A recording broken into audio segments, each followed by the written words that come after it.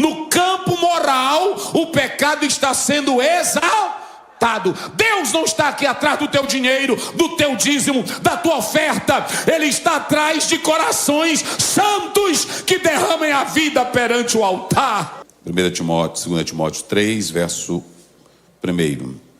Sabe, porém, isto, que nos últimos dias sobrevirão tempos trabalhosos. Se vocês quiserem marquem aí a expressão tempos trabalhosos. Porque haverá homens amantes de si mesmo, avarentos, presunçosos, soberbos, blasfemos, desobedientes a pais e mães, ingratos, profanos, sem afeto natural, irreconciliáveis, caluniadores, incontinentes, cruéis, sem amor para com os bons, traidores, obstinados, orgulhosos, mais amigos dos deleites do que amigos de Deus, tendo aparência de piedade, mas negando a eficácia dela. Destes, afasta-te. Marque essa expressão aí também. Porque deste número são os que se introduzem pelas casas e levam cativas mulheres nécias, carregadas de pecados, levadas de várias concupiscências, que aprendem sempre e nunca podem chegar ao conhecimento da verdade. Marque isso também. Aprendem sempre e nunca chegam à verdade. E como Janes e Jambres resistiram a Moisés, assim também estes resistem à verdade, sendo homens corruptos de entendimento, réprobos quanto à fé. Não irão, porém, avante, porque todo será manifesto o seu desvário, como também o foi daqueles. Tu, porém, tens seguido a minha doutrina, modo de viver, intenção, fé, longanimidade, amor, paciência.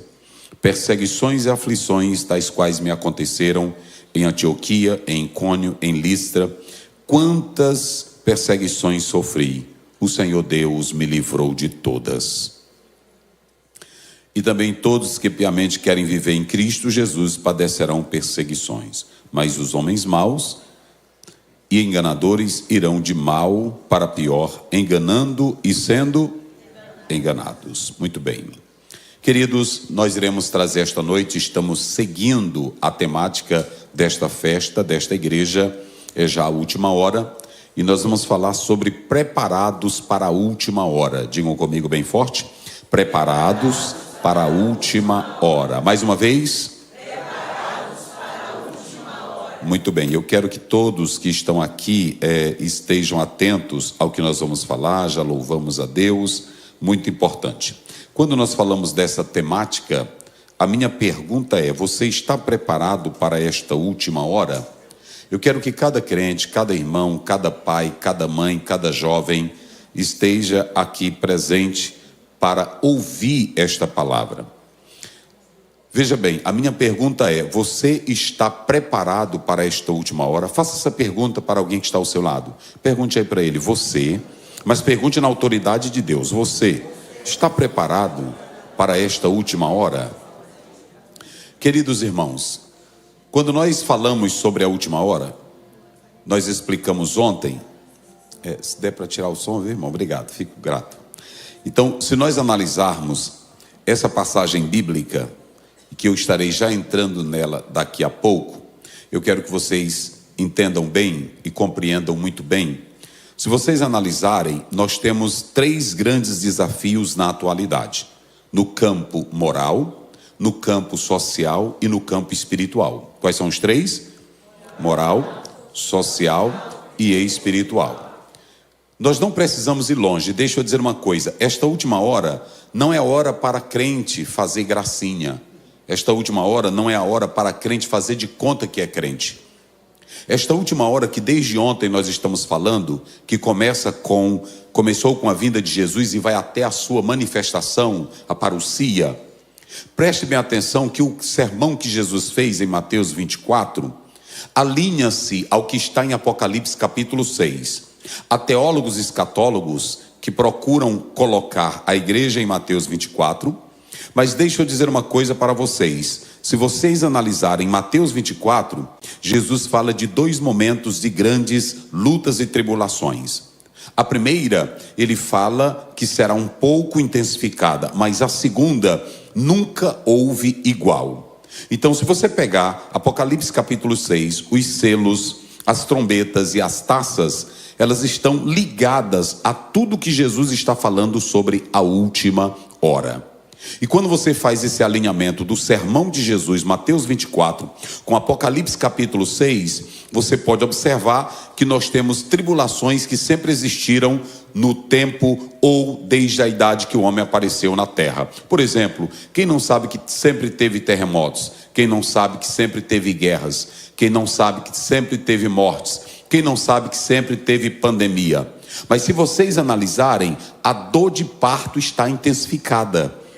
É isso que é o diferencial. E o Senhor Jesus Cristo, quando ele falou no Sermão do Monte sobre todo esse acontecimento, ele está alinhado com Paulo, ele está harmonizado com João, e ambos estão falando a mesma coisa. Só que quando nós falamos sobre esta última hora, eu quero dizer para a igreja que estes últimos momentos que a igreja está aqui, ela não vai mais viver um tempo normal. Tirem isso da cabeça de vocês. A Bíblia diz que quando eles falarem em paz, haverá repentina destruição. E deixa eu dizer mais, se vocês analisarem, um teólogo negativista disse, como é que Jesus, como é que Paulo vão falar do fim dos tempos e eles estão dizendo que não vai prestar? Ou seja, ontem nós falamos isso. Porém, o problema é que se vocês analisarem, esse tempo que nós vamos viver agora não será mais um tempo normal. Eu quero preparar a igreja esta noite, porque o Senhor me chamou para pregar a palavra. Eu não estou dizendo que nós vamos viver tempos melhores. Tirem isso da cabeça de vocês. Eu não sou um pós-tribulacionista, não sou um pós-amilenista. Eu gosto de trazer a realidade bíblica. A Bíblia diz que as coisas irão piorar. Se você pegar o capítulo 20, verso 30 de Atos, Paulo diz da seguinte maneira: e de dentre vós mesmos sairão homens dizendo coisas perversas e atrairão a muitos discípulos. A palavra grega lá é coisas tortas. Os nossos altares, os nossos púlpitos estão cheios de pregadores dizendo coisas tortas, para atrair empresários, atrair quem está doente, atrair quem está em crise, mas não atrai para o arrependimento. Toda a mensagem que Deus começou na história da terra, ela só tinha um propósito: quebrantar o homem para se arrepender. Quando você lê Mateus capítulo 3, verso 2, a Bíblia diz que apareceu João Batista no deserto pregando, verso 8, arrependei-vos. Verso 8, produzi frutos dignos de arrependimento. Em Mateus 4,17, Jesus aparece pregando, dizendo: é chegado o reino e arrependei-vos, porque é chegado o reino dos céus. O apóstolo São Paulo ou São Pedro, a primeira mensagem do dia de Pentecoste não foi sobre fogo, não foi sobre glória, não foi sobre monte, não foi sobre poder, foi sobre arrependimento. 2,38, arrependei-vos para que venha tempos de refrigério. Deixa eu dizer uma coisa: a vida de crente não muda com programas de igreja, ou programa de final de semana, ou um retiro. A vida de crente muda com palavra, muda com o evangelho, muda com as escrituras. Quem acredita nisso, diga glória a Deus. Então eu vou te chamar esta noite para um tempo difícil. Digam comigo, tempo difícil. Diga mais forte, tempo difícil. Eu quero te chamar esta noite para um tempo não normal. E vocês querem uma ideia?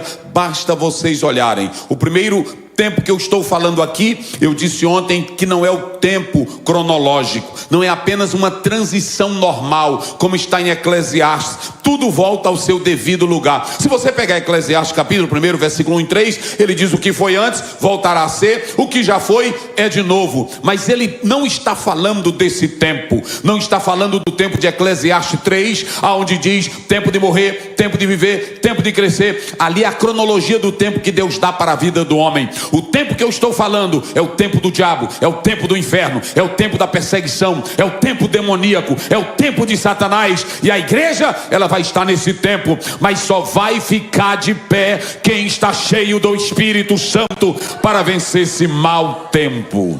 Quem glorifica a Deus? Então deixa eu te dizer, basta você olhar uma coisa para comigo, medite. Quando eu falei desses 3 momentos, nós vamos analisar o aspecto moral. Irmãos, olhem para mim aqui agora.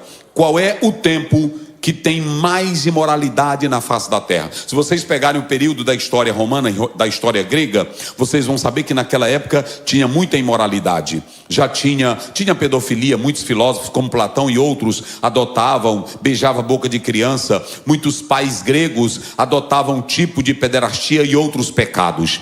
Mas o que eu quero dizer é que o tempo da moralidade está totalmente escasso. No campo moral, escutem, igreja, porque tem pessoas que leem a Bíblia, mas não estudam a Bíblia. O apóstolo São Paulo diz que esse tempo, ele será tão terrível, tão horrível, está lá em Romanos capítulo 1, 24 a 27, que os homens entregarão os seus corpos para todo tipo de imundícia e de imoralidade. E quer saber mais? Quando você vai para o 25, 26, 27, a Bíblia diz, estão trocando o uso natural. Esse tempo que nós estamos vivendo é o tempo da imoralidade, é o tempo da pedofilia, é o tempo do adultério, é o tempo da prostituição, é um tempo horrível. Mas se vocês analisarem, esse tempo moral é o tempo, se você prestar atenção na Bíblia, é o tempo aonde a sexualidade ela é totalmente generalizada, relativizada e modificada. Hoje está normal até crentes se separarem, se largarem, deixarem o casal, deixar a família, troca-se de mulher como se troca de carro, e todo mundo está na mesma igreja, como se tudo estivesse normal. Eu estava lendo esta semana um livro de um autor, quando ele falava sobre o casamento. Ele disse que é tão normal hoje você mudar de mulher, você largar a esposa, largar o esposo, que é uma coisa natural. Aí quando o Senhor Jesus Cristo, ele abre o leque, Mateus 19, 4 a 6, ele diz, desde o princípio não foi assim. Deus fez macho e fêmea, e o que Deus uniu não separe o homem. Mas a imoralidade sexual, pedofilia, traição, adultério, isso está sendo coisa normal. Agora deixa eu dizer uma coisa para vocês. Sabe por quê? Os valores estão invertidos, os valores estão mudados. Basta você ler Isaías, capítulo 5, verso 20. Ai daquele que ao mal chama bem. Vamos lá, preguem comigo. Doeu um pouco, mas é porque é Bíblia. Eu não sei pregar outra coisinha. Porque para o céu não adianta caminho de algodão, para o céu não adianta caminho de tapete. O Senhor não te dá rosas, o Senhor te dá cruz. O Senhor não te dá flores, o Senhor te dá espinhos. Esse é o evangelho da salvação. Se você ler Mateus 7, 13 a 14, ele diz, a porta e a estrada para o céu, ela é o quê? Não é a Broadway dos Estados Unidos. Anda quem quer, faz o que quer. A estrada para o céu é diferente. Aleluia. Nós temos um evangelho hoje, irmãos, para a juventude, um evangelho Nutella, um evangelho gracinha. Para o irmão que está desmantelado, nós temos um evangelho de aparência. Agora olhem para cá, evangelho de Jesus é para mudar a vida. Se vocês pegarem João 3,3, Nicodemos chegou para ele, ninguém faz o que tu fazes, sinais maravilhosos. Jesus olhou, Nicodemos, tu já nasceu de novo? Porque sinal e maravilha para quem não nasceu de novo é bicho podre na vida. Só presta se nasceu de novo, se tiver novo nascimento. Quem nasceu de novo? Irmão, não adianta. O Nicodemos pensou, eu li um livro de Michael Joseph, que ele diz que se Jesus estivesse atrás de marketing, o primeiro membro que ele tinha aceitado da igreja era Nicodemos, porque Nicodemos, além de rico, poderoso, famoso, importante, ia ser um dos membros maravilhosos para a igreja de Jesus. Mas quando ele chegou, ninguém faz o que tu fazes, nem João Batista fez sinais. Jesus olhou para ele e disse, se tu não nasceres, como foi que ele disse? João 3,3, se tu não nasceres de novo. E olha para cá, Jesus piora no verso 5, ele diz assim, e o nascer não é daqui, vai para o indiano, meditação oriental, vai para aqueles que são de Confúcio, aí cada um tem uma ideia, medita, há algo bom dentro de você, dentro de ti não tem nada que presta. Isaías 64, não tem isso não. Uma irmã chegou na igreja e disse para mim, pastor Aziel, eu estou amando e eu não tenho culpa. Ela com quase 70 anos e um rapaz com 20 anos, ela disse, eu não não tenho culpa de estar amando. O meu coração, pastor Osiel, o meu coração, eu olhei para ela, teu coração não presta. É por isso que a Bíblia diz em Ezequiel 18, tem que trocar o coração velho de pedra e receber um de carne para Jesus entrar nele. Olha para cá, a Bíblia diz em Provérbios 4:23, guarda o teu coração, porque deles procedem a saída da vida. Mateus 15:19, é do teu coração não convertido que sai prostituição, adultério, mentira, morte e ódio. Não venha para cá com essa, meu coração é bom. Isaías 64, ele diz da seguinte maneira, as nossas justiças são como o quê? Vocês sabem, as nossas justiças são como o quê? Então não adianta eu chegar aqui, às vezes tem pastor que faz isso, vem aqui, Jesus quer renovar. Querido, quem quer renovar, vá para a cruz. A cruz é lugar de sacrifício, a cruz é lugar de morrer, a cruz é lugar de se jogar. Então escute o que eu vou dizer aqui esta noite, a esta igreja amada. A primeira coisa que nós temos é a questão da moralidade. A moralidade está desenfreada. Ai daquele que ao mal chama bem, e ao bem chama daquele que faz a luz as trevas, e as trevas a luz. Aquele que diz que o amargo é doce, e o doce é o quê? Vocês já viram que a maioria dos crentes hoje é só dizendo assim, não pastor, mas isso é assim mesmo. Já ouviram esse discurso? Isso é assim mesmo. Pastor, mas é porque o senhor não me entende. Isso é assim mesmo. Pastor, mas é porque a minha vida é assim. O senhor não me entende. Queridos, não é questão de te entender, é questão da palavra falar. Não é uma questão de eu entender. Quem fala isso são os filósofos. Os filósofos dizem, você tem sua vida, tem o seu ideal. A Bíblia não diz assim. João 7, 38, 39. Quem crê em mim, como diz o quê? Levanta a tua Bíblia, levante aí tua Bíblia, levante se você trouxe ela e diga, quem crê conforme as Escrituras. Quem crê conforme as Escrituras. Então no campo social, ou melhor, no campo moral, as coisas estão bagunçadas. Pecado de pastores escandalosos no Brasil e no mundo, pecado de líderes no campo financeiro, pecado de pedofilia, pecado de adultério no altar. Que igreja é essa, meus irmãos? Que nós temos tanta gente, tantos líderes, mas tanta corrupção evangélica. O que é isso, pastor Aziel? Deixa eu dizer uma coisa para vocês. Quando você vem para o campo social, a coisa também não está boa. Escutem bem, no campo moral, o pecado ele está sendo exaltado e a santidade desprezada. No campo moral, o pecado está sendo exaltado. Deus não está aqui atrás do teu dinheiro, do teu dízimo, da tua oferta. Ele está atrás de corações santos que derramem a vida perante o altar.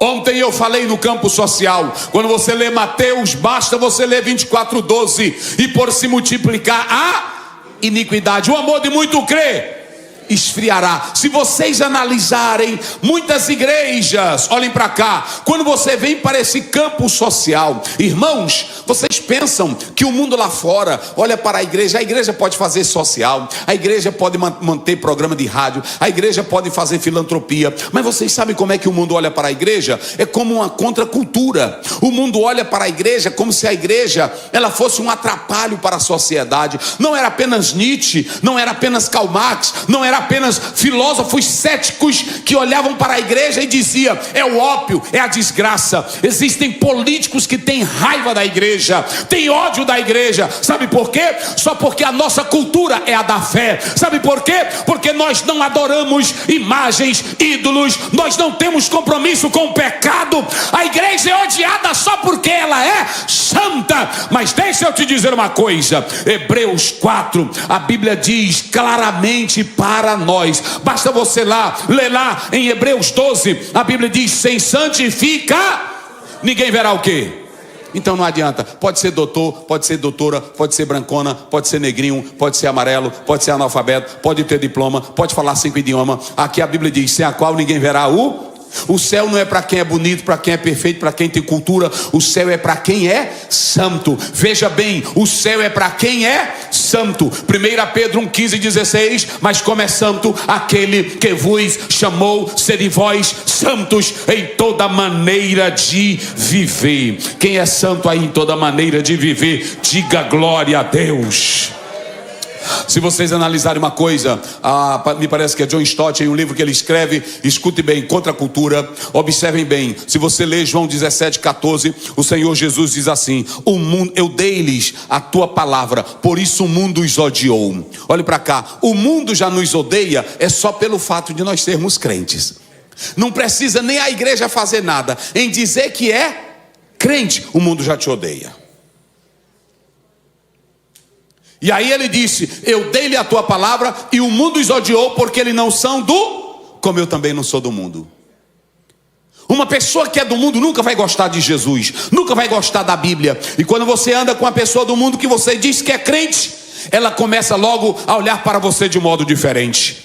Então no campo social, eles só vão gostar de você se você falar a cartilha dele. Quando você vê um crente andando com um desmantelado ou com um pecador a vida toda, é porque os dois estão falando a mesma linguagem. Porque não há comunhão entre a luz e não há comunhão com o altar de Deus e o altar dos demônios. Se vocês analisarem, nós temos o campo espiritual, e esse aqui é o mais pesado. Quando você vem para esse campo espiritual, o que acontece? Engano, frieza. Vocês estão vendo tanto de igrejas fechando aqui, mas vocês estão vendo também no Brasil muitas igrejas cheias. Mas os crentes também ali do Brasil, sabe o que estão fazendo? Estão como churrascaria. Eu não gostei dessa igreja, eu vou procurar outra no domingo. Ele não gostei dessa daqui. O louvor não me agrada, a palavra não me agrada, o sistema não me agrada, não tem jogo de luz, o pastor fala devagar, esse aqui fala ligeiro. Sabe qual é o maior problema hoje? É que as pessoas estão atrás de igreja, mas não atrás de Jesus. As pessoas estão atrás de formas de culto, mas não de adorar o Jesus do culto. Porque quem está cheio de Jesus adora Ele em qualquer lugar, porque a glória de Deus está dentro da sua vida. Igrejas cheias, mas igrejas frias. Queridos, escutem bem. Esse é um tempo da última hora, que nós temos que ter discernimento. E a igreja, ela precisa estar preparada. A minha pergunta é: você está preparado para esta última hora? Quem está preparado? Só quem está preparado. Agora eu vou mexer com você. Quem está preparado?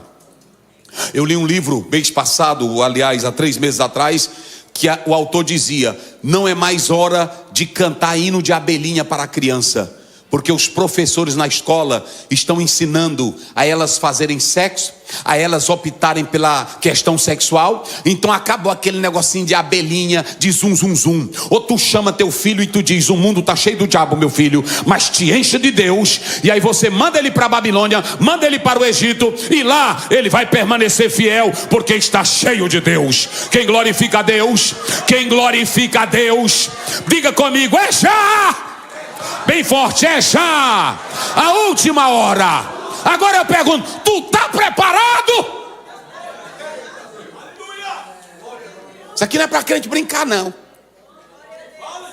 Vocês pensam que antes de eu subir aqui ao púlpito, eu venho para cá despreparado? Não. Aqui pode entrar alguém com faca, aqui pode entrar alguém demoninhado, aqui pode entrar um ateu, aqui pode entrar alguém para bagunçar o culto. Às vezes vocês saem das casas de vocês e vêm para cá até displicente. Isso aqui é guerra, gente. Isso aqui é batalha. Isso aqui é guerra.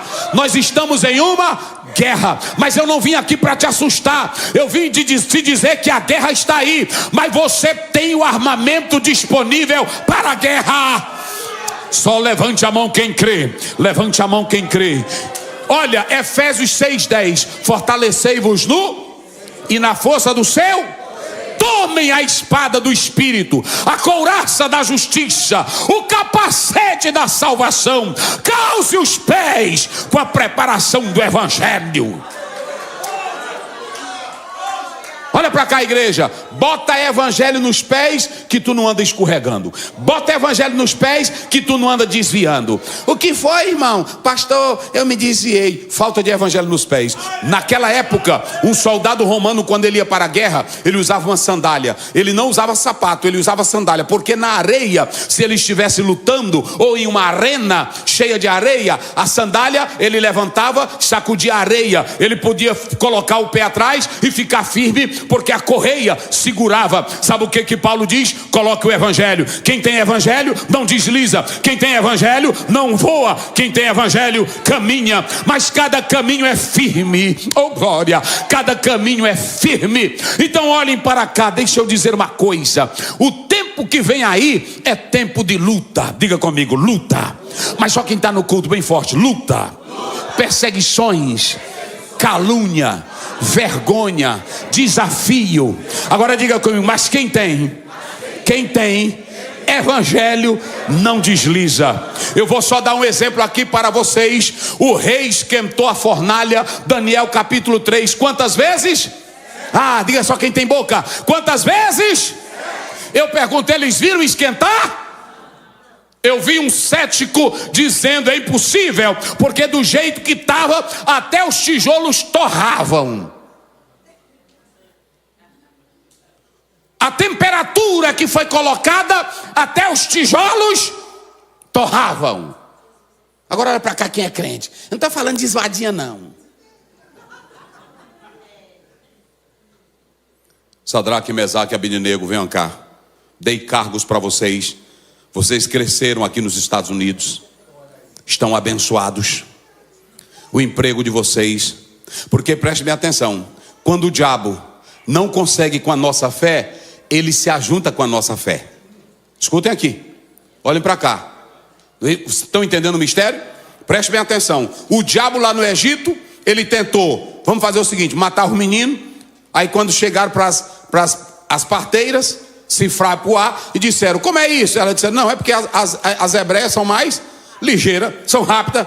Aí pronto, pois então é o seguinte, agora vamos jogar no rio. Tudo ele fez, mas a Bíblia diz que o povo se multiplica. Mas o diabo, quando ele não consegue vencer, até chegar na Babilônia, ele não conseguiu derrotar os judeus. Já que ele disse, eu não consigo derrotar, eu vou me juntar. Vou dizer uma coisa, para vocês não se assustarem. O diabo está na igreja. Eu vou falar daqui a pouco. O diabo está no culto. Pastor Ziel, o diabo está no culto, está no culto. Eu vou falar daqui a pouco para vocês. Escutem bem o que eu vou dizer aqui. A Bíblia diz que o rei mandou esquentar quantas vezes? Vamos lá, quantas vezes? Quantas vezes? Quantas vezes? Eu pergunto, os 3 jovens, apenas com 15 a 17 anos, ficaram com medo? Ficaram temerosos? Ficaram com medo de perder o emprego? Ficaram com medo de perder a vida? Pensaram na família deles? Não, eu estou bem aqui na Babilônia, pensaram? Não, eles disseram, majestade, crente educado, porque crente cheio de Deus tem ousadia, mas não é saliente. Tem crente que é saliente. Nós temos que ter ousadia. Tem irmão que é bom para dar lição nos outros, mas não tem poder para expulsar demônio. É assim ou não é? Tem irmão que é bom para esculhambar os outros, mas não tem autoridade para nada. Observem que eles olharam para o rei e o rei disse assim, vocês são bons, eu vou fazer o seguinte, quando ouvirem o pífaro, a gaita, o fole, a buzina, venham e se prostem diante da minha imagem. Aí até aí, tudo bem, vírgula, porque qual é o Deus desafio? Qual é o Deus afronta? Qual é o Deus alterar? Qual é o Deus dizer que o Deus não era nada? Que livra vocês das minhas mãos. Eles cheios de Deus, decididos na fé, olharam para o rei com educação, não jogaram praga, não mandaram ele ir para o inferno, só olharam para ele, majestade, sobre este negócio nós não precisamos te responder nada. Está lá do capítulo 3, 16 a 17. Aí eles disseram, mas saiba de uma coisa, o Deus de quem somos, ele pode nos livrar das tuas mãos e da fornalha de fogo ardente. Ele estava dizendo, esquenta mais, 7, 10 mil, pode esquentar, mas nós não iremos adorar, porque nós já sabemos a quem adoramos. Irmão, a Bíblia diz que quando jogaram os soldados, o que os soldados fizeram? A quintura fizeram o quê?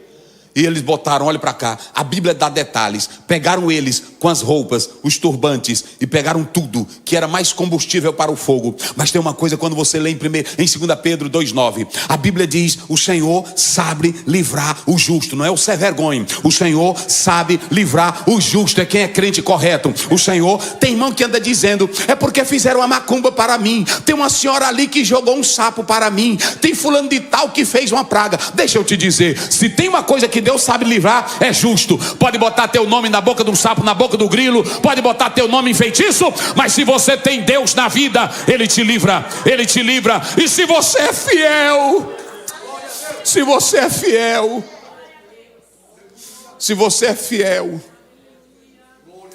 Uma vez eu fui pregar numa cidade, que lá eu não vou dizer o nome, porque é filmado, mas lá era a cidade de um dos grandes feiticeiros do Brasil, um grande. E aí eu, naquele tempo eu era mais para frente, eu disse assim: eu quero tirar um fio do cabelo meu e dar para o macumbeiro fazer um despacho contra a minha vida. Eu quero dar a minha unha para ele fazer despacho contra a minha vida. Olhe para cá, Salmo 91, a Bíblia diz: aquele que habita no esconderijo do Altíssimo. Se você pegar no hebraico, sabe o que é? Aquele que pega a cadeira e entra para a sombra do Altíssimo. Assim como você descansa na sombra de um pé de pau, o salmista está dizendo: como Deus é meu refúgio, minha fortaleza, eu descanso na sombra dele. Quem aqui descansa nesse Deus?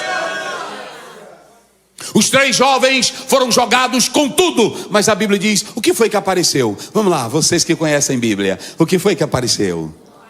Hein? O que foi? E o que foi que o rei disse? Ei? Nós colocamos só quantos? E tem quanto? E um. Agora olhem para cá. Eu pergunto aqui aos senhores, olhem para mim aqui. Eles foram desafiados? Vamos lá, foram desafiados? Vamos lá, fale com a boca bem forte. Foram desafiados? Jogados na fornalha? Negaram a fé? Criticaram Deus? Perguntou onde Deus estava? Questionaram Deus? E por que a tua vida é questionar? Vocês já viram que as nossas igrejas, elas estão cheias de crentes? Senhor, por que tu mandou esse câncer? Senhor, por que o meu filho adoeceu? Senhor, por que a mamãe morreu? Ele é soberano, gente. Deuteronômio 32, 39. Vede que eu sou e não há outro comigo, nem há um outro Deus. Eu firo, eu saro, eu mato, eu faço viver, e não há quem escape da minha mão. Pronto, Ele é Deus, Ele faz o que Ele quer. Levante a tua mão e diga comigo: Pai nosso que está nos céus, venha o teu reino e seja feita a tua. Então pronto. Então se aquete, não fica com o negócio. Então escute, olhem para cá. Você tem que entender que desafio vai ter, e o tempo que está vindo aí é perigoso. Mas deixa eu dizer uma coisa para vocês. Na hora que Pedro começou a pregar, quase 3.000 almas no primeiro sermão aceitou. Mas logo veio o quê? Veio a perseguição. Aí prenderam. Mas olha o que ele diz no 4:20. Nós não podemos deixar de falar daquilo. O quê? Irmãos, olhem para cá. Sabe qual é o nosso problema? É que nós estamos vivendo uma fé mística. Nós estamos vivendo um evangelho de aparência. Escutem bem, o nosso evangelho é um evangelho da fé, mas é um evangelho pensante. Olhe para cá, 2 Pedro 3,18. Crescei e no conhecimento de quem? Esse conhecimento ali não é teológico, não. Conhecimento é de relacionar. Olha o que ele vai dizer: nós não podemos deixar de falar do que temos. E Pedro era doutor em teologia. Tem vários doutores em teologia que estão negando a Bíblia. Agora, ele não era doutor em teologia, porque a questão não é ser doutor, a questão é conhecer o doutor. E ele conhecia quem era o doutor. É por isso que as autoridades disseram lá no 4, eles estiveram com o Nazar. Tem muita gente que está no Dallas, no Cambridge, em Oxford, mas nunca tiveram com o Nazareno. Tem muita gente que está na igreja, canta, louva, mas nunca tiveram com o Nazareno. Porque quem está com o Nazareno tem uma fé tão grande. Não tem sistema, não tem política, não tem diabo, não tem inferno, não tem crise, não tem batalha que lhe arranque daquilo que ele já conhece. Olha o que ele diz: nós não podemos deixar do quê? De falar. Vamos lá, do que eles disseram que não podia deixar de falar? Do que temos? Hein? O quê? E o que mais? Irmão, 3 anos e meio sentado com Jesus, 40 dias depois que Jesus ressuscitou, sentado com ele. Quem é que nega uma experiência dessa? E quando você vai para 1 João 1,3, olha o que ele diz: aquilo que os nossos olhos viram e as nossas mãos pegaram, o verbo da vida. Olha o que ele diz: o verbo da vida, e com ele tenhas comunhão com o Pai e com o Filho. Sabe qual é o problema? Por que tu deixa a igreja? Por que tu deixa de congregar? É porque tu conhece só o pastor, tu conhece só os hinos, mas tu não conhece o verbo da vida. Quem conhece o verbo da vida tem comunhão com ele até debaixo de um pé de cajá. É assim ou não é? Quem conhece o Nazareno adora ele. Tem irmão que diz: o ar não está bom, eu vou sair da igreja. Isso tem muito lá no Brasil, mas aqui também tem, que eu viajo, eu sei disso. Eu não gostei muito. Agora, você conhece o verbo da vida? Você conhece? Por isso que Pedro diz, quando você vai para o 5:29, ele diz da seguinte maneira: e respondeu Pedro e os apóstolos: nós não podemos deixar de falar. Escutem bem uma coisa: se você tem Deus, não tem tempo difícil para você enfrentar. Agora a minha pergunta é: preparados para a última hora? Você está preparado? Pergunte de novo aí só para lembrar. O seu irmão: você está preparado? Diga aí para ele: você está preparado? Vamos lá, você está preparado? Olhe nos olhos dele e nos olhos dela e pergunte: você está preparado? Vamos lá, você está preparado? Vamos lá, você está preparado? Pergunte, vamos lá, você está preparado? Você está preparado para a última hora? Pronto, então coloca na tela, filho, 2 Timóteo 3 primeiro. Olha aí, 2 Timóteo 3 primeiro. A minha pergunta é: você está preparado? Você está preparada, irmã? Você está preparado? Olha aí, se vocês analisarem: sabe, porém, isto. Olha o que Paulo está dizendo. Ele não tem dúvida que nos últimos dias sobrevirão o quê? Tempos trabalhosos. Vamos lá, sobrevirão o quê? É a mesma palavra, escatos. Agora, quando você pega essa palavra trabalhosos, tem uma tradução que diz tempos difíceis. Mas se vocês pegarem São Mateus capítulo 8, me parece que é o verso 26, se não me foge a memória, coloca aí, meu filho. Se não for o 26, é o 28. Mas vocês vão ver uma coisa: está falando do endemoniado gadareno. Escutem bem, quando você lê essa passagem bíblica em Mateus, é a mesma palavra que aparece aqui. Trabalhosos, olha aí. 26, vê o 28. 8, 28, coloca aí. Aí, muito bem. E tendo chegado a outra província, a província dos gadarenos, saíram-lhe ao encontro quantos demônios? Vamos lá, digam quantos demônios? Vindo de onde? Dos sepulcros. Olha aí, marque essa palavra, tão. É a mesma palavra, tempos trabalhosos. Escuta, igreja, olha para mim aqui agora. É por isso que eu perguntei para você: você está preparado? Você está preparado? Vocês podem observar, aí lá no Brasil está tendo aquela crise, eu vejo, irmão, até pastor botando aqui no grupo: cuidado, gente, vai vir uma perseguição. Tu está preparado?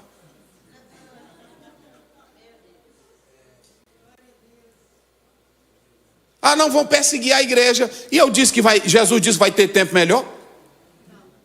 Vai vir tempo difíceis. Mas vamos tirar essa palavra difícil. Na tradução que eu estou fazendo da Bíblia, se vocês analisarem, eu estou colocando, digam comigo, tempos que não se podem lidar. Diga, lidar, agarrar, tocar, suportar, segurar. Vamos piorar: tempos cheios de demônios. Escuta, igreja, o tempo que vai vir aí são tempos cheios de demônios. Olha essa temática de vocês, é já a última hora. Só que João, ele falou ontem dos anticristos e do anticristo. Agora Paulo, ele está falando para um jovem que tinha aproximadamente 30 anos de idade. Era tímido, tinha um dom, mas Paulo gostava desse pupilo. Paulo gostava de Timóteo. E Paulo olha para Timóteo e não nega: Timóteo, olhem para cá, porque o homem de Deus não engana a igreja. Timóteo, olhe para cá, estão vindo aí tempos cheios de demônios.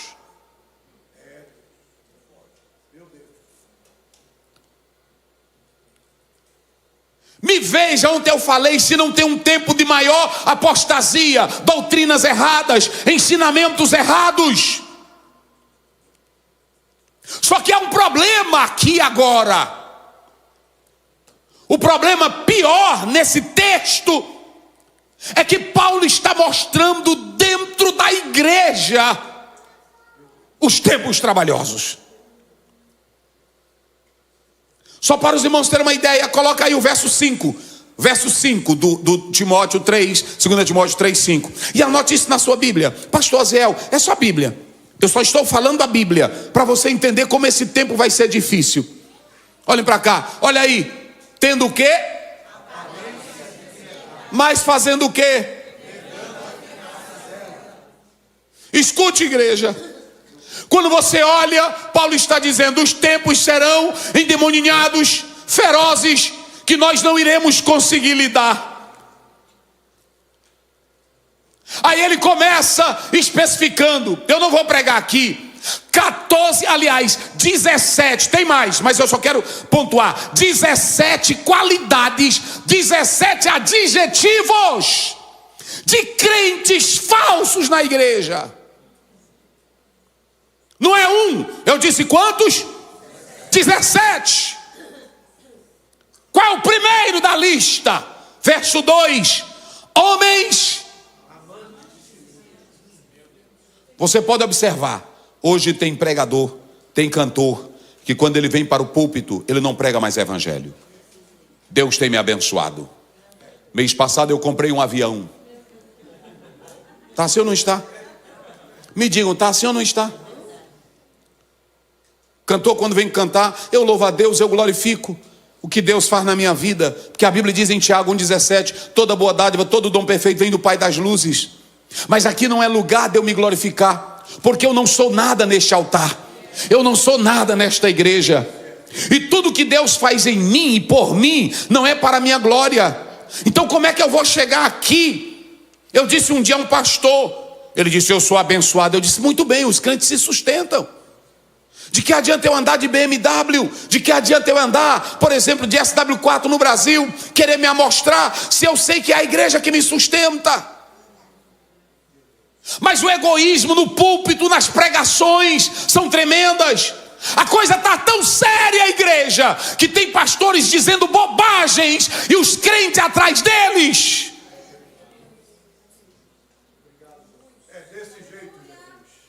A coisa está tão séria que pastores estão adulterando e os crentes querem ficar com ele.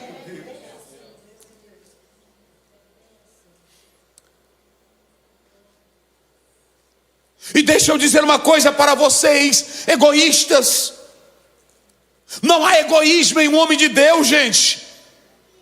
Pessoas que vêm para o altar e começam a dizer: eu tiro tantas horas de oração, eu pago o preço por vocês. Jesus disse em Mateus 6: quando tu entrares no teu quarto, tranca a tua porta e ora ao teu Pai, e Ele que te vê, Ele é quem te dá recompensa. Narcisismo, grandeza deles, irmãos, que quase não falam com a gente. Já viram isso? Que para você ter acesso, Jesus, irmão, era tão legal que até os meninozinhos andavam atrás dele. Olha, quem tem cara ruim, as crianças não encostam não. Pode observar, pastor da cara ruim, as crianças fogem. É assim ou não é? Se Jesus tivesse a cara ruim, nenhuma criança queria encostar perto dele. Mas onde chegava Jesus? Irmão, Jesus era tão legal, Jesus era tão maravilhoso. Quando você lê Lucas capítulo 15, verso 1, a Bíblia diz: as meretrizes, as prostitutas, ladrão, bandido, tudo andava atrás de Jesus. Está lá em Lucas 15, 1. Hoje tem pastor que só quem anda atrás dele é o segurança. E a igreja está esvaziando com tanta glória e com tanto poder humano. Deixa eu dizer uma coisa para a igreja aqui esta noite. Olhem para cá, egoísmo. Vocês se lembram do homem que era tão bonito, não é isso? Do homem que era tão bonito e morreu na sua própria beleza. Mas eu não vou falar, mas se vocês observarem, vamos dizer aí, toda a igreja bem forte: olha quem estão dentro da igreja hoje. Vamos lá, vamos só citar as pessoas. Primeiro, amantes de si. Depois, vamos lá, presunçosos. Depois, soberbo. Depois, desobediente ao pai. Tenha muita mocinha na igreja que está falando língua estranha, pulando, mas na hora que a mãe manda ela lavar a louça, ela bate a porta na cara da mãe. E aí está cheio do Espírito Santo aqui dentro. É assim ou não é? Jovem que pula, rodopia, mas não obedece o pai. Quem tem Espírito Santo na vida não é desobediente nem a pai nem a mãe. Vamos lá, o que mais?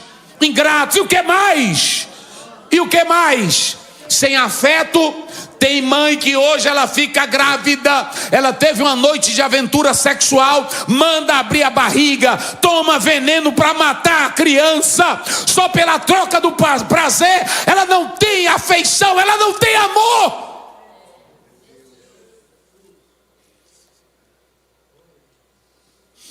E o que mais? Hoje, irmão, tem crente, eu já passei, foi quase noite lutando com o irmão. Irmão, se reconcilia. Não, aqui não dá. Enquanto ele não tem Jesus, irmão.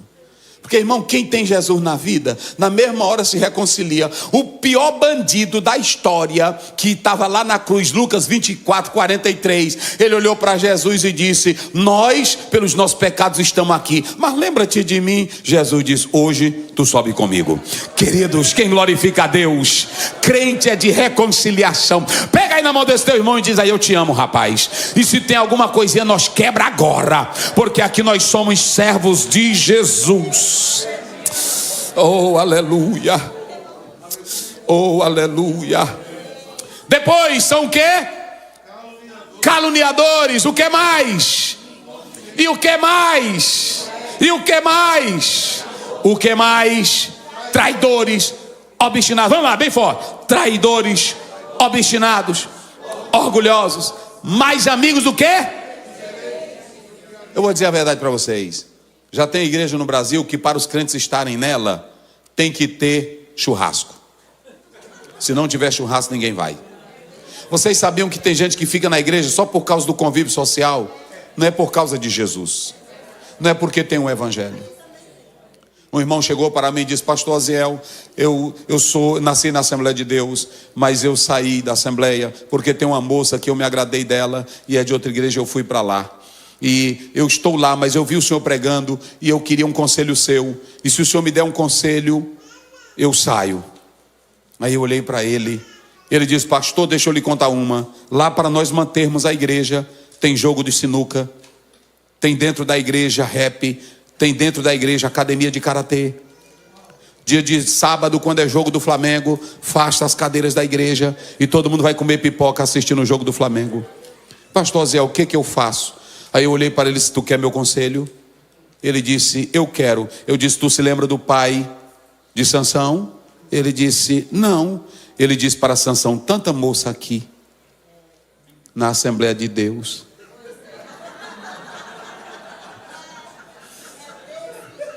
ele olhou para mim e disse: meu pastor, eu tenho tanta saudade. Eu disse: eu não vou dizer para você voltar, porque é uma decisão sua, mas se lembre, Apocalipse 2, lembre de onde você saiu e volta. Ele disse: obrigado, pastor. Pronto. Deixa eu dizer uma coisa para vocês. O apóstolo São Paulo, escutem, quando você chegar em casa, leia todas essas qualidades. Sabe o que Paulo está dizendo? Escutem bem, olhem para cá. Eu pergunto aos irmãos aqui presentes: esses aqui estão na igreja?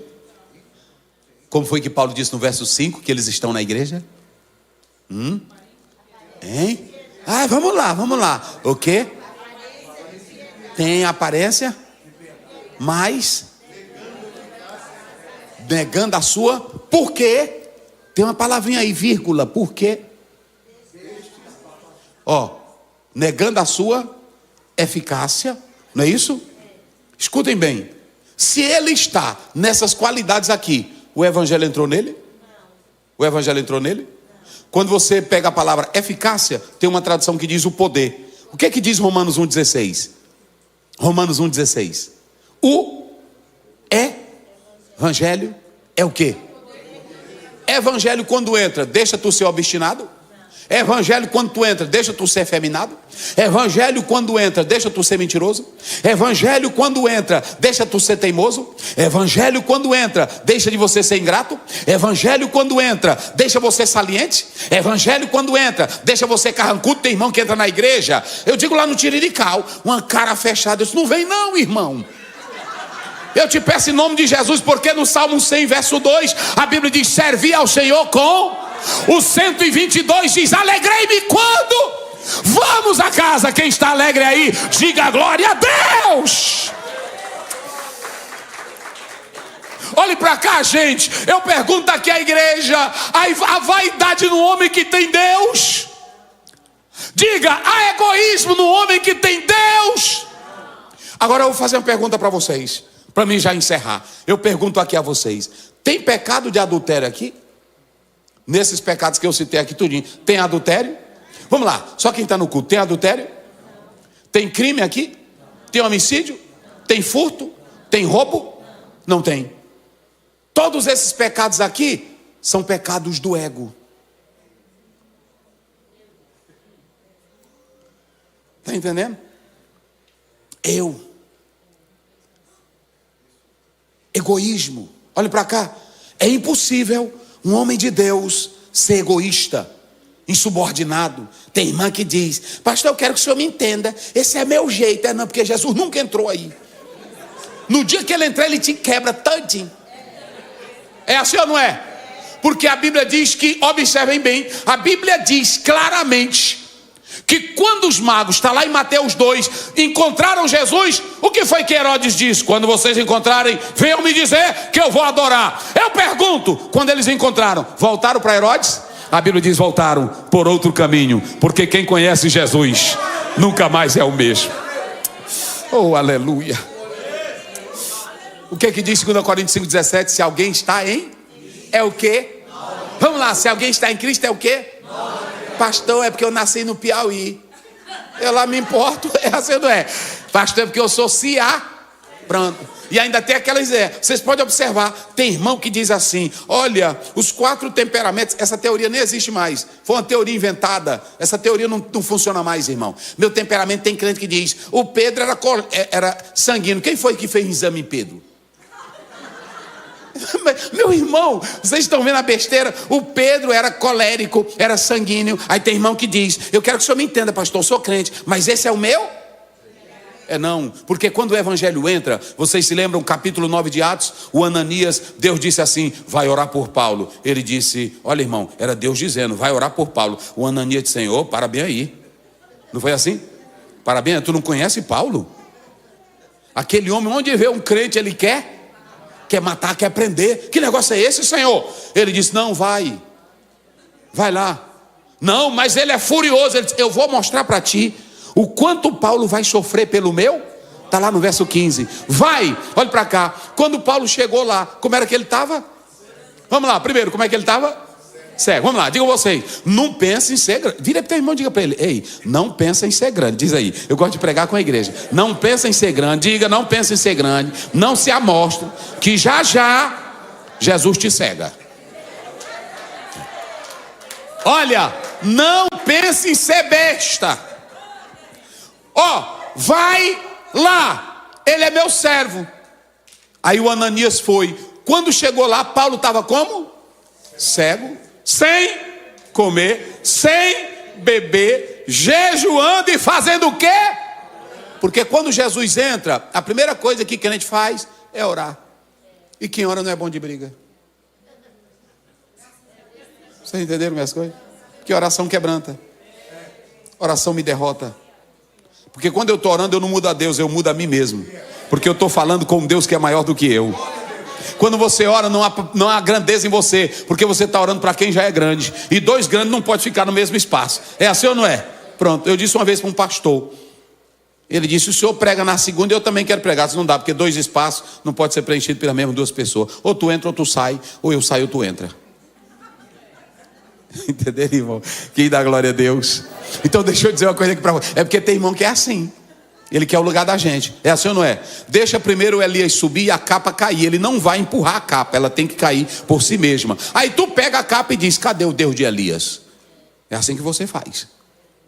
Então quando Paulo chegou lá, quando Ananias chegou lá, olha como foi que Ananias já chegou. Irmão.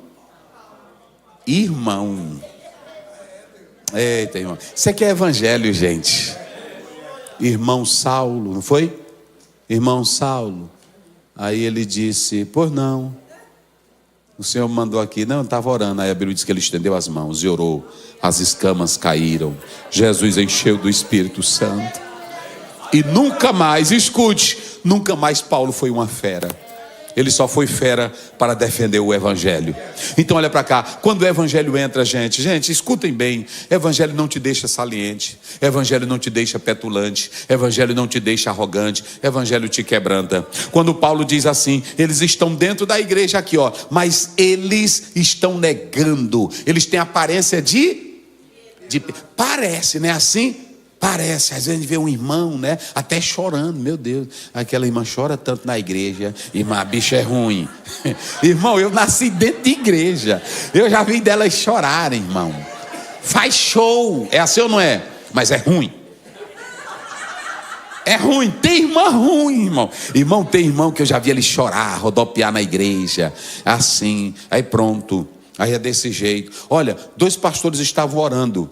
2 pastores, aí estavam orando, e o irmão orando, Pai Celestial, Deus Eterno, eu não perco um culto nesta igreja, mas eu não sou um homem responsável, eu quero te dizer, meu pai, que eu deixei minha esposa em casa, e ela já está abastecida. Aí um pastor triscou no outro, diz, tu aposta comigo se esse homem não é mau para a esposa dele? O outro, não, rapaz, não pode, esse homem é um homem, eu estava vendo a oração dele ali, isso lá no Maranhão. Aí depois vamos fazer o seguinte, terminou a escola, o pastor diz assim, irmão, vou lhe deixar em casa. Aí foi, aí botou ele dentro do jipe, aí levou. Quando deixou ele lá, aí ele olhou, aí a mulherzinha sentada, aí o pastor disse, irmão, como é que tá? Ô pastor, estou com fome, que até agora eu não comi. Aqui não tem nada, o homem não está trazendo nada. E aí começou a descobrir ele. Então às vezes, irmão, tem gente que é como Paulo diz em 1 Coríntios 13, é só zoada do sino, mas não tem nada. Vocês entenderam como é as coisas? Então pronto, deixa eu dizer uma coisa aqui para vocês. Um pastor presidente me contou que ele estava dirigindo a convenção, quando deu fé, a esposa do pastor chegou com a sacola e o saco e os meninos, cheio de todos os trens da casa, e jogou na frente do presidente. Aí ele disse, o que é isso, irmã? Ele disse, porque ele só presta aqui na convenção, lá em casa ele não vale nada, então agora eu vou morar aqui na convenção com vocês. Deixa eu dizer uma coisa para vocês, deixa eu dizer uma coisa, evangelho quando entra muda vida. Evangelho quando entra transforma. Paulo diz assim, olha, não pode haver egoísmo. Ele diz assim em Gálatas 2:20, não vivo mais eu, mas o que? Cristo. Bate assim no seu peito, Cristo está aqui dentro de mim.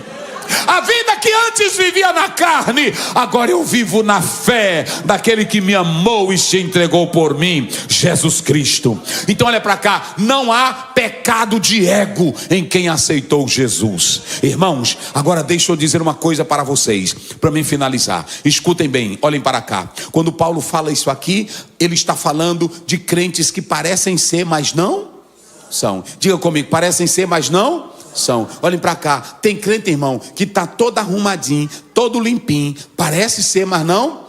Aí você diz, pastor Zé, mas é pesado. É não, eu vou piorar mais. Mateus 23:27, Jesus disse assim, ai de vós, paredes branqueadas, vocês estão tão limpinhos por fora, mas dentro são cheios de ossos de cadáveres.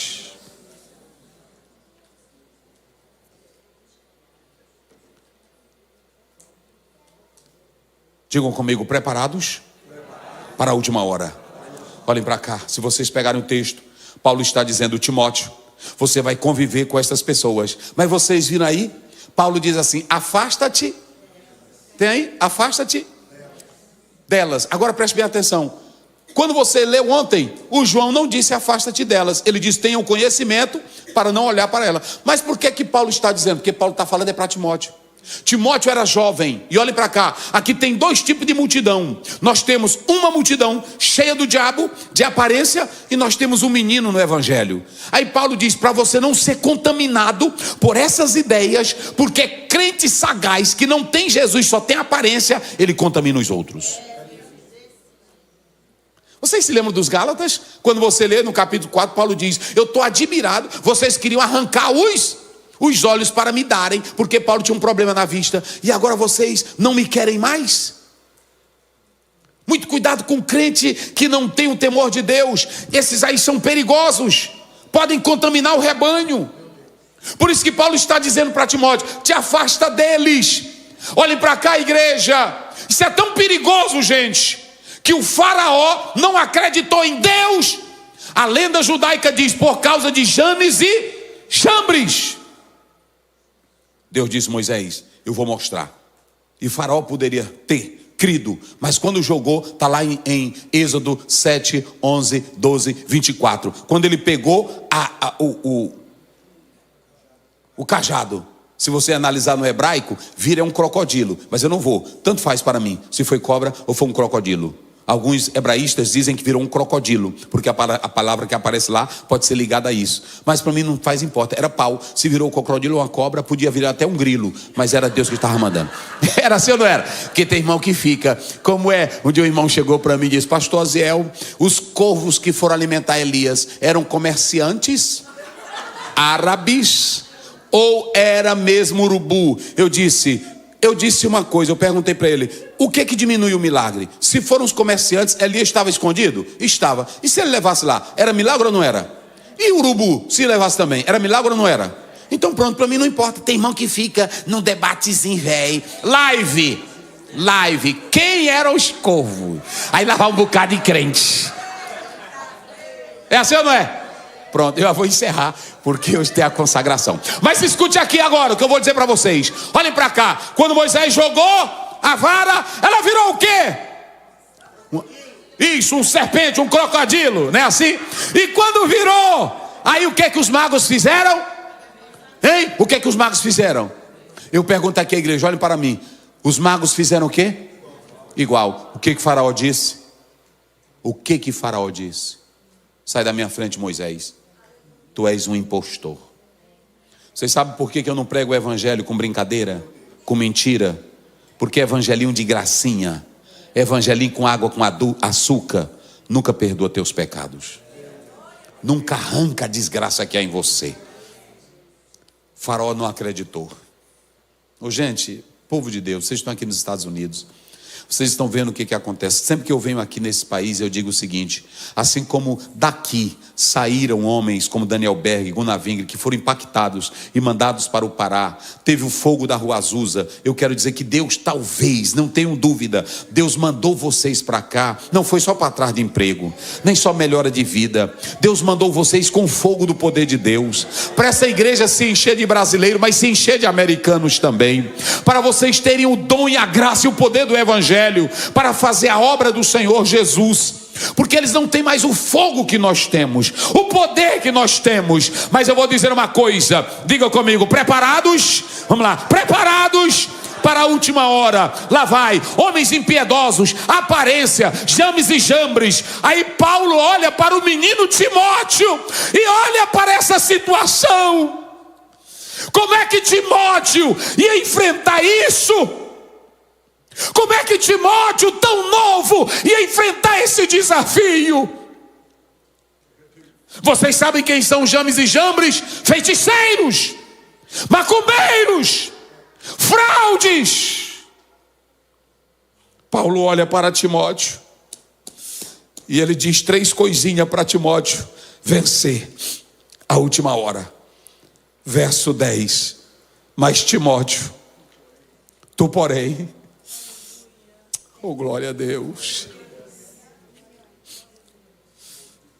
tu porém tens seguido a minha doutrina, meu modo de... Irmãos, olhem para cá.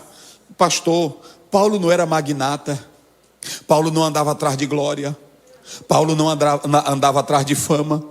Paulo era um homem desprendido. Em Atos 20 ele diz: de quem eu tomei prata, de quem eu tomei ouro, as minhas mãos trabalharam, eu não tenho nada. Paulo começou rico porque era de uma família abastada, mas Paulo terminou pobre. Lá em 2 Timóteo 4:7, ele vai perder até a vida. Mas escutem bem, ele olha para o jovem Timóteo, diante de um cenário de miséria, de desgraça. Ele diz da seguinte maneira: Timóteo, eu só quero te dizer uma coisa. Pode ter bruxo, pode ter feiticeiro, pode ter aparência, pode ter crente nominal, pode ter só a fachada, mas eu te dou um recado. Em primeiro lugar ele diz: tu me conheces, tu tens seguido de perto a minha doutrina. Igreja, Paulo diz em Filipenses 2:22, ele diz: bem sabeis a experiência que você, Timóteo, me serviu como um filho ao Pai na causa do Evangelho. Sabe o que Paulo está dizendo? Para vencer a última hora, digam comigo bem forte, eu preciso.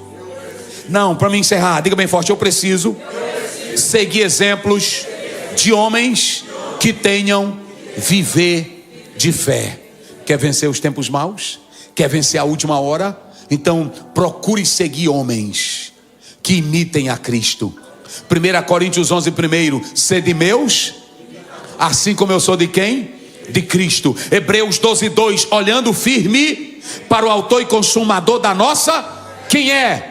Jesus Cristo. Então, em primeiro lugar, procure seguir pastores que tenham oração na vida, pastores que sejam bem casados, pastores que ainda jejuem e ore e tenha vida de comunhão com Deus.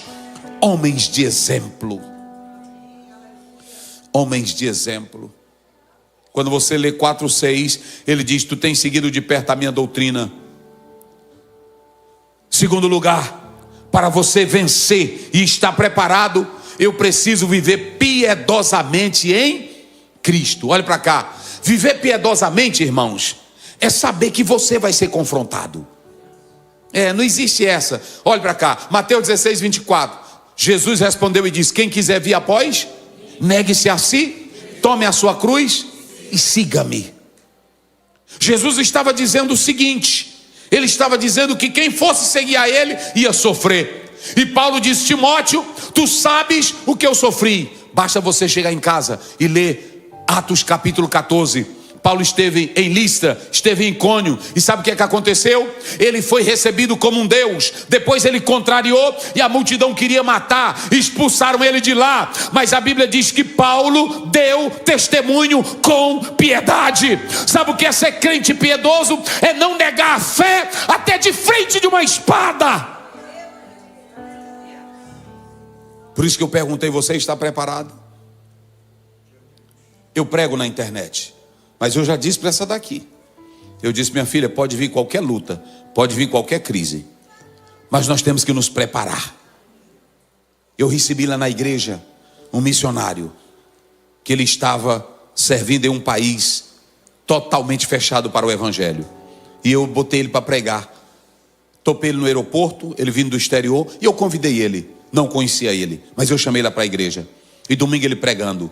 Quando eu olhei, ele disse: pastor, eu vim para o Brasil para ganhar o meu filho. Bem novinha a mulher dele, e ele bem novinho. Eu olhei para ele, e ele pregando sobre Atos 6. Quando ele terminou de pregar, eu disse assim para ele: rapaz, você é tão jovem, você não tem medo de morrer naquele país? Ele olhou para mim e disse assim: o senhor conhece a Bíblia? Eu disse: eu acho que sim. Você se lembra de João, 1 João? Eu disse: como assim? No amor não há medo, pastor. Eu estou indo para lá porque eu amo a Jesus. E se eu sei que Ele me amou, eu não tenho medo de morrer por Ele. Você tem esse amor? Você tem essa fé? Você tem essa crença? Então escute bem para me finalizar. Em terceiro lugar, diga comigo: eu tenho que permanecer na palavra.